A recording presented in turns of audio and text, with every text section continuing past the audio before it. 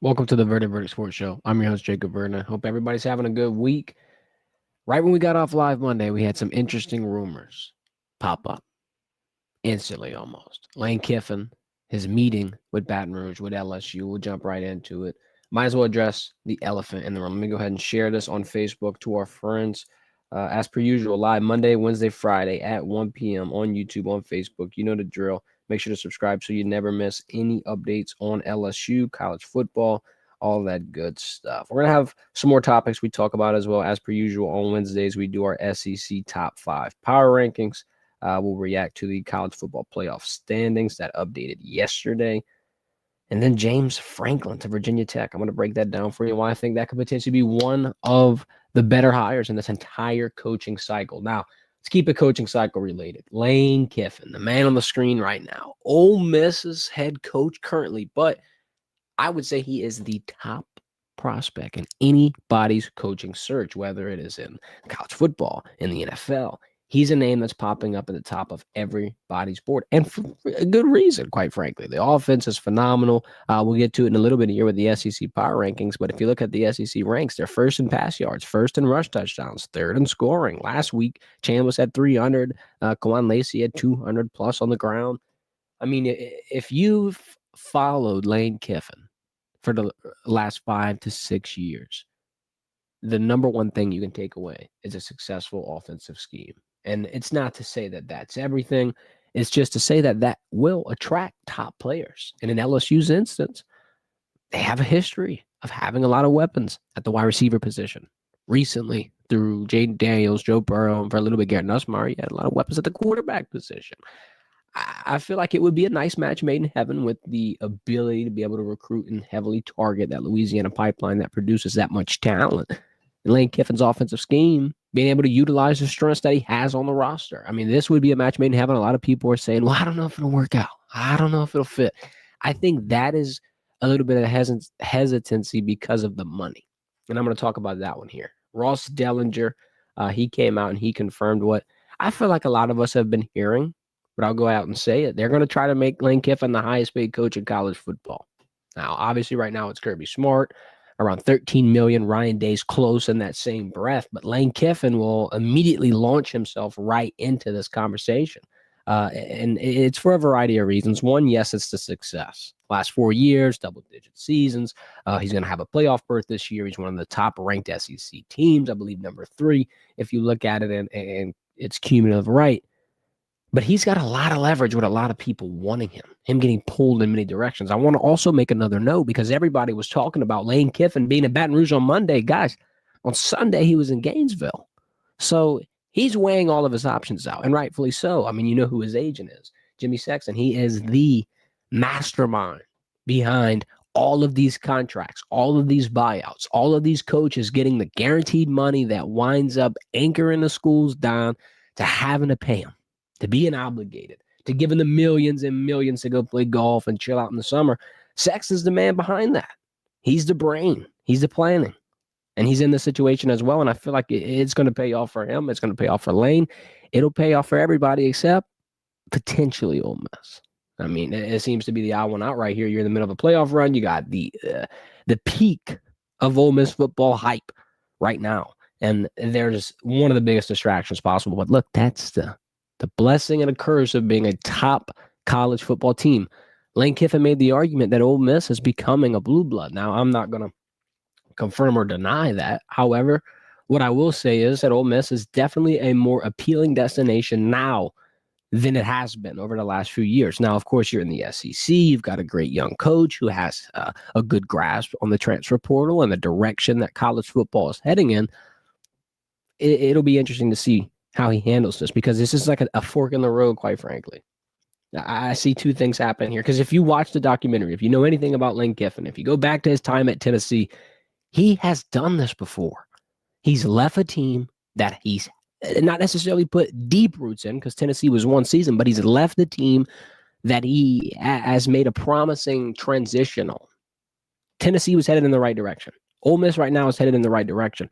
This is a potential legacy-defining moment for Lane Kiffin because think about this. If he does leave Ole Miss and he goes to LSU, Obviously, he's going to have about a 4-year window to make them a championship contender. He's not going to have to get to a natty in 4 years. He's not going to have to win one in 4 years. But if they make him the highest paid coach, like it is rumored that he will potentially be made if he makes the jump to LSU, he's going to have a high expectation that comes with him. And it won't just be a playoff berth. No, because at Ole Miss, you were getting the playoff berth. That was the standard at Ole Miss. That's the standard you will have if you stay in Oxford. If you leave and if you go to Baton Rouge, if you go to Gainesville, wherever, the standard will be raised. I mean, sure, LSU will be pleased initially, maybe in the first year with the playoff berth, but by year 3, by year 4, I can guarantee you, especially with the price tag that will be put on Lane Kiffin, they're going to expect a championship. With that being said, I feel like if you do anything other than give them a championship, it's looked at as a failure, the move. And it might not be something he cares about. It might not be something that's entirely true. It might be an expectation given by fans that is too steep. However, that's my opinion on it. I feel like if Lane Kiffin gets to be the highest paid coach, he's at LSU for 4 years and he doesn't win a natty, people are going to question why he made that decision. However, if you stay in Oxford, if you make the playoff berth, and for the next few years you make more playoff berths, and you don't get in the same breath as an Oregon and Ohio State, whatever the case may be, I don't think that's as damning for your legacy. That's my opinion on it. I feel like right now there's something to be said about building your own program, leaving a legacy. Like I think it looks bad if he leaves Oxford and doesn't go get a national championship. Now, obviously, my opinion is not going to be the one that sways Lane Kiffin. There's going to be a lot of factors. And sure, we can say the money's not going to matter. But, I mean, look, if anybody had the opportunity to become the highest paid in their rightfully respected career, they're probably going to take that opportunity. I'm sure Lane will definitely factor this in. It'll be interesting, though. I do think it's a legacy decision. I think that he'll be a great fit wherever he goes. I don't think that's going to be a big worry. People talking about, well, I don't know if it'll work. I think Lane is one of those type of coaches that has the special it factor ability. And there's a reason Nick Saban is suggesting him to the board that is hiring LSU's next head coach. There's a reason he's getting that GOAT stamp of approval. Obviously, he coached under Saban, but there's just something about him, and I think it speaks volumes of the success he's seen in the transfer portal era. It's been a nice transition, and I feel like that's what's putting a lot of the stock into it. That's why I'd put a lot of stock on him. I think it'll be really hard to finish this negotiation, though. I think it'll be really hard to pry him from Ole Miss when it's all said and done. I know that initially the report that came out Monday was, we're giving him an ultimatum. He has to decide before the Egg Bowl, where is he going? Florida, LSU, staying in Oxford, whatever the case may be, you need to let me know within 7 days, or you're not coaching your team on the playoff run, which was ridiculous. And everybody sounded off on it, rightfully so. I think we're going to be in a spot where LSU is going to have to wait and wait and wait. And I don't think it's going to be a hire that is, we've been saying it for weeks. I don't think it's going to be a hire that's obvious. I don't think it's going to be a hire that's a Lane Kiffin, a Dan Lanning, whatever the case may be, because it just, I don't know. I think they're going to put all their chips in on this. I think they're going to try to make Lane the highest paid head coach. I don't think it's going to work out, and I think they're going to get a left field candidate. Now, if Lane Kiffin does come to LSU, I'd be excited because that's a great hire. I think wherever he goes, they will be better because of it, but there will be an increased amount of pressure, and that'll be interesting to watch them handle. Now, if you go the latter direction, you don't get Lane and you get a different coach, and you wind up paying them less, there's less pressure, there's less of an expectation, and you can kind of start to build a foundation and inevitably get a guy in. Or there's the plan C that not a lot of people are supportive of, and I feel like there's a method, or there's a little bit of a merit at least in this. So you get a coach who's kind of unproven, which is the scary part because everybody wants a proven coach, myself included. Why bring somebody else in that could be a dumpster fire? However, with this, you have the leverage to incentivize it. And then now if he wins, if this, if that, he's going to be able to secure his deal and earn his money. Obviously, the governor was calling for that. Now, the problem with it being you are the only college doing it is when you're trying to get the Lane Kiffins of the world, they're not going to go for it because they don't need that, because they've got the number one tool in any negotiation, and it's leverage. We keep using that word. Lane Kiffin has the best leverage out of anybody, any school, any agent, any coach. He is the number one topic. So in that regard, it won't help you out. But in the regard of you don't get him, and if you have to go, and get back to your board, I feel like it's a decent option. And then I see this comment from our guy Kobe in the chat. He can't do it at Ole Miss. Now there's that method or a group of thought that people have been tossing around, is that he might have hit his ceiling in Oxford, that the resources he has, that whatever the case may be, the brand, the NIL, whatever, he will always have to compete with a brand bigger than Ole Miss. And he's got Ole Miss to that point, and it would almost be easier for him to go somewhere else because he's the reason why Ole Miss is even being legitimate or being considered at this point right now. Now, I'm not going to confirm or deny, but I do see how somebody having more NIL money, more money to build a coaching staff together, whatever the case may be, more resources, a bigger brand to lean on, more history, more alumni, there is a benefit to that. There is a benefit to being at a bigger program, but however, it comes with a cost. And that's what I started this segment with. It will come with more pressure. If you come to LSU, after 1 to 2 years, a playoff appearance is simply not good enough. Yeah, and that'll be the floor. The minimum expectation is us being in the top 12, especially if you make him the highest paid coach. I have to emphasize that because I feel like it's going to change a lot of people's opinions. Let's go look through the chat here. Got our guy Coco in the chat talking about the Saints. Come on, Coco. We're talking about LSU right now, man. Believe we need to take a pause. Why should we trust a coach who's willing to leave a playoff team? It's interesting. I feel like that's an opinion. It's a respected opinion. However, it's also their business. And I feel like you can say the same thing for a player in the portal, on a player that left a team that was potentially a playoff caliber or whatever the case may be. You can always, I feel like you can always nitpick these type of decisions. I'm going to be honest, though. If Lane Kiffin says, hey, I want to go to LSU, I'm going to welcome him with open arms. Even if he's leaving a playoff team. Sure, yeah, it sucks and it's tough, but this is the nature of the business that you're in. And sometimes these opportunities come once in a lifetime. More than likely in his coaching cycle, well, hopefully for LSU fans, that job won't open up again. But you never know. Big ego guy. This guy's saying Lane isn't scared to fail. Lane wants to be the guy, wants to prove everyone wrong. I like the way he handles a lot of situations in the media. I like the way he talks in the press conference. I think he's funny. I feel like he's got a great scheme, really smart guy. He's been in the system for a while. His father was a coach, obviously. I think he is one of your safest decisions. This guy's saying I'd go all in on Dillingham if we don't get Lane. He's out on drink. It's interesting. Somebody saying he's going to Florida. I'm here. I mean, look, it's almost split 50-50 on what you think. If you think he's leaving, if you think he's staying.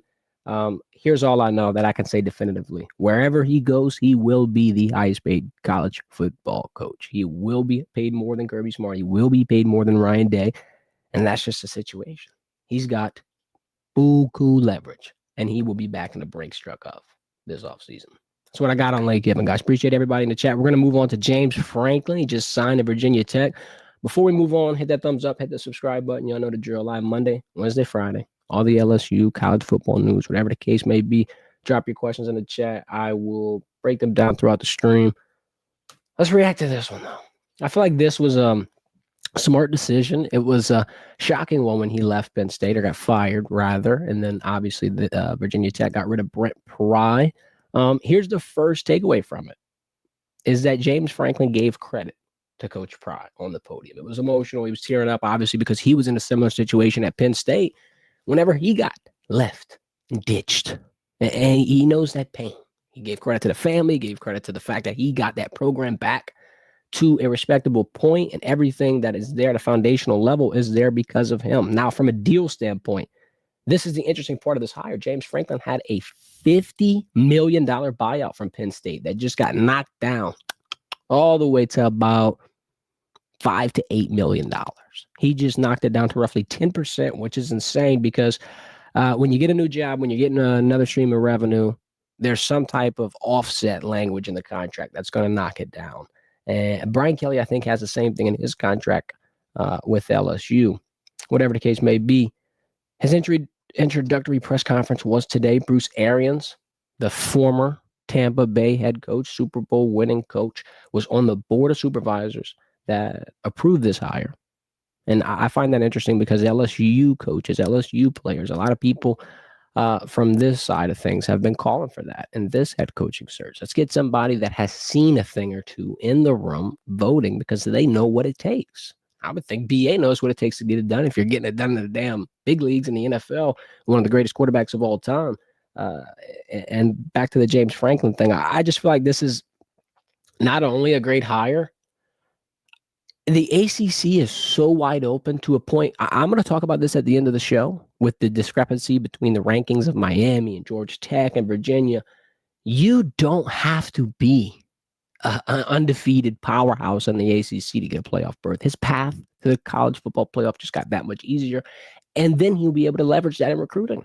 Because first off, those Penn State kids, he's going to get a few of them. He's already getting Penn State support staffers. I'm sure the kids he was recruiting at Penn State are going to turn an eye to Virginia Tech. This path just got that much easier for James Franklin. I have to note it. And then also, I feel like this, especially with the Brent Pry moment, where the first thing he wanted to do was give credit to who was before him and who helped him get into this spot. Excuse me. I think this is going to be looked at as one of the best decisions by any school looking for a coach in this entire cycle. I think 5 years from now, which is what's rumored to be his deal. We don't know the money yet. We know it's around a 5-year deal. When we look back on this after those 5 years, this will have been a home run hire. Now, will they win a national championship? I'm not going to say all that. However, I will say that Virginia Tech will become an ACC threat. When Enter Sandman hits and everybody starts rocking in the stadium, they're going to have a little more swag next season. I can't lie to you. I think James Franklin will turn this thing around. Now, easier said than done, guy. I got a lot of faith in him. I feel like he kind of got written off early. It'll be interesting to see him try to switch gears here. Let's talk about these SEC power rankings. Every Wednesday, we do a top 5. This is my top 5 this week. As of now, shred them in the comments. Say what you got to say. Drop your takes. Tell me how you feel. Who should I move? Who's right? Who's wrong? Starting from top to bottom, number 1, Texas A&M. They hung on for dear life. I'm talking dear life versus Lenore Sellers in South Carolina. Hung on, close to fumbling that one. Marcel Reed finished it off. 440 total yards. Insane. Once again, I will say it. I'm going to be on tape. Lock me in, coach. Put me up on the panel. Marcel Reed's your Heisman. He's at plus 500. You get insane value. Go slap it down. Go slap it down. He's got one more tough test in front of him with Texas. Get to that SEC title game. You got bragging rights. You got one of the biggest accomplishments under your belt out of anybody in the same breath as you. But if you go to Austin and you get murked by Sark and by Texas, in the train right there. Number 2, Georgia. They just beat the Longhorns, and they might have put them in that back against the wall mind frame. So that'll be something interesting to watch. Although, if you look at Georgia, I'm going to do some SEC ranks for them as well. We did them for Ole Miss. I'll do them for the Bulldogs.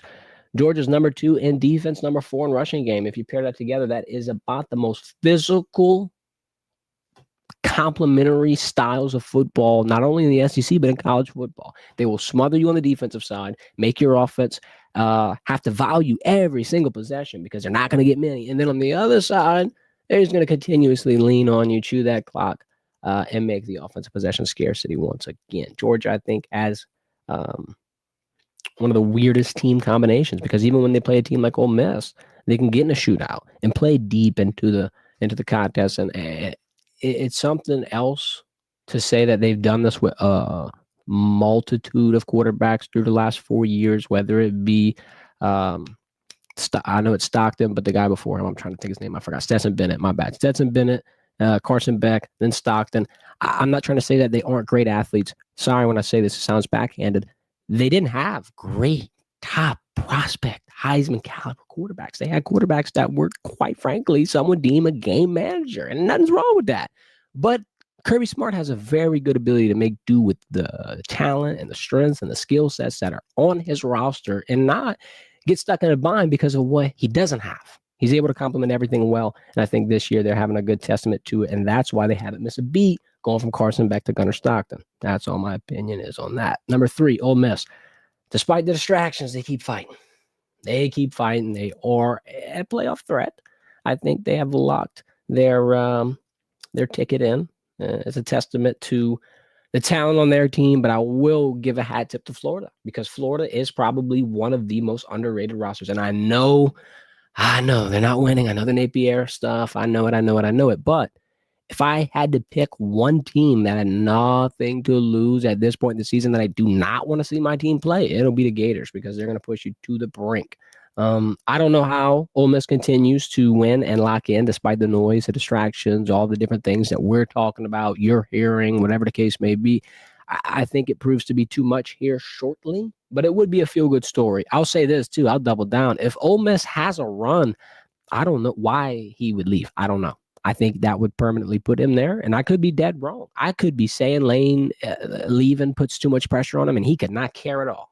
Pressure could be the last thing on his mind. He could just be worried about going to a good spot and whatever feels right to him. And it'll be interesting to see him finish that decision. Number 4, Oklahoma. It was tough putting him here. I can't lie. I battled putting him at 4 or 5 with Alabama. Obviously, last week I picked Bama to beat Oklahoma. I was wrong. My only pick out of the 3 that I got slided on, man. And I don't know because I feel like Bama is still a better team, but I gave him the benefit of the doubt. There will be an opportunity for it to be shaken up, though, because Oklahoma has number 22 Mizzou left. They have LSU left on the schedule, and all another 4-2 in the SEC. Like, drop one more of them, you ain't in the playoffs, coach. You ain't even in the playoff talks. I'm sorry. John Mateer has had a great season. Obviously, got stumbled by injury. I just don't know. I don't know if they're overall a better team. If you looked at the game, it was a 2-point game. Bama barely lost. Ty Simpson had 300-plus yards. At the end, it kind of crumbled. That pressure was there. They do have a great defense. I'll say that. But they meet a team that can get around that and kind of start to build a little quickly, maybe come out to a 10-0 lead or something small like that. I think they're going to be in some trouble. So I don't know. I like Alabama. I think they're going to jump and be higher than Oklahoma in the seeding when it's all said and done. If you look at the college football playoff rankings, this is what they are. Bama's at 10, Oklahoma's at 8. I think by the time we close out the year, it will change. The top 3 stayed the same: Ohio State, Indiana, A&M. Here's what I like, though. Texas Tech, the Red Raiders at number 5. Shout out, Big 12 dogs. Over the summer, I got to pat myself on the back. I'm sorry. Over the summer, we did say that was a sleeper, man. Feels good to see them get their flowers. And not a lot of people were watching the transition there. Shout out Tulane. They're at number 24. Only ranked Louisiana college football team. I have to add that. So shout out Summerall. If you look at the LSU head coaching candidates, this is an interesting one. Lane Kiffin is ranked number 6 in this poll. Dan Lanning, number 7. Marcus Freeman, number 9. Brent Key at Georgia Tech, number 16. Eli Drinkwitz, Mizzou, number 22. It's pretty clear who the front runners would be if you had any pick of the litter. You'd obviously want a Lane, Lanning, maybe a Marcus. I wouldn't be opposed to it. I think it'd be interesting optics-wise getting a second Notre Dame coach in a second situation. Here's another thing weird. I said I would talk about this. Here it is. Miami's at 13, right? Georgia Tech's at 16. Virginia's at 19. If I told you Miami was number 1 in the ACC, you'd probably believe me based off face value.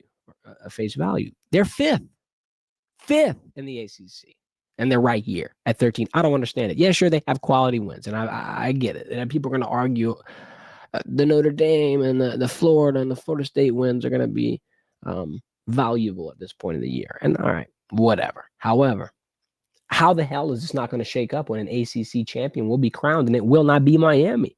It'll probably be Georgia Tech or Virginia, and they're at 16 or 19. So that's a weird discrepancy as well. I feel like the ACC seeding is all over the place. I can't lie to you, because if I had to put my chips on somebody, it's Georgia Tech. It's Brett Key. It's Haynes King. There's them boys over there with 1 loss in the ACC, not Miami, who I believe has 3 losses. Whatever the case may be. Cristobal and Beck, they got some things to figure out. I don't know how they're at 13. It'll be interesting. That's another team that I think will fall and get shaken up. Let's go back to the chat real quick. It's been jumping. Why is Dabo not on our radar? Well, Dabo has not adjusted to what we call the transfer portal era well. Dabo initially was like, we're just going to recruit. We're going to do our own thing. I know what I'm doing. And as the years have gone, we've realized he doesn't know what he's doing. So that answers your question. Drinkwitz would keep most of staff, save money, especially on defensive staff. Well, yeah, because him and Blake Baker were coaching together at Mizzou. The thing with Drink, the thing with Key, Summerall, all these coaches, that is the cheap option. That is your plan B. That is the option that you lean towards if your primary guy, Mr. Lane Kiffin, doesn't accept your job. Alex Taylor, what's up, dude? There hasn't been a Heisman QB that hasn't had at least 40 touchdowns in 20 years. The last 5 quarterbacks have had 50 touchdowns. Interesting. Next gen stat from our guy AT. Brandon, UG and everybody else don't matter. Reed versus zone defense is trash. Too many picks. Good DC will bait him into mistakes. USC don't have the dogs to finish the job. Interesting take. So you're thinking that Marcel Reed in the SEC title game gets exposed. If that happens, I feel like the Heisman race at that point goes to Julian Sam, because I feel like he's beaten Fernando Mendoza in Indiana. Now, I could be eating my words here in a few weeks on that one, but my Marcel Reed hype is just around the fact that he will be in the toughest conference championship game. If he lays an egg and throws buku picks, yeah, of course, it shits all over his chances. It's between him or Sam, though. I think the guy that's minus in Mendoza, the Indiana quarterback, I think that's a trap bet at this point. I think it seems like it makes the most sense, but it smells like the Bo Nix bet right around the time of the Jaden Daniels year. I can't lie. And maybe I'm wrong, but we'll continue to track it. I'm about to head out of here. We'll be live Friday at 1 o'clock. Y'all know the drill. Hit the thumbs up on the way out of the stream. Appreciate everybody for tapping in. We'll be picking our top 3 games of the week, giving you a mini preview on LSU and Western Kentucky. It doesn't look like Garrett Nussmeier will be suiting up this week, but we'll have more on that on Friday. More on the Lane situation as well. Have our guy G Sports in here. Appreciate everybody for watching. Y'all enjoy the rest of your day. This has been the Verdin Verdict.